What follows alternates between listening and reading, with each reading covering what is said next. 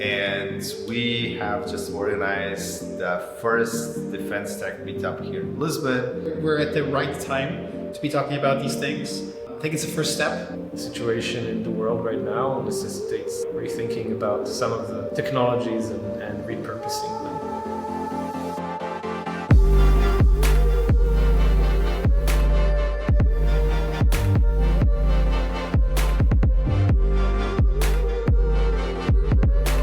We're super surprised by, oh, this is happening. Oh, there's defense tech startups in Portugal. Oh, investors that really want to invest in this sector. My startups are in the area of robotics, and we produce robots, we make software for robots, and I always thought of, if this technology can be used also for defense, so this was an opportunity to meet some investors in this space.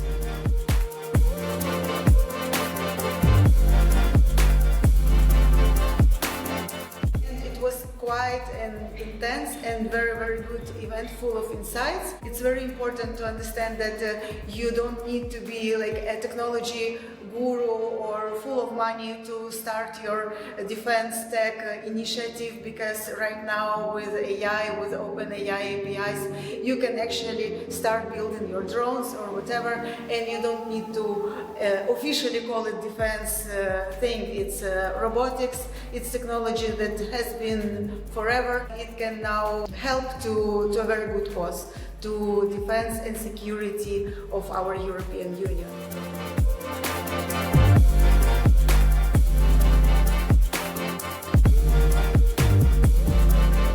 I think it shows that this is just a piece of the iceberg that we see.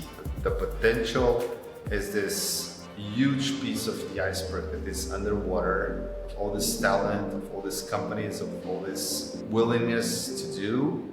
More events have to happen.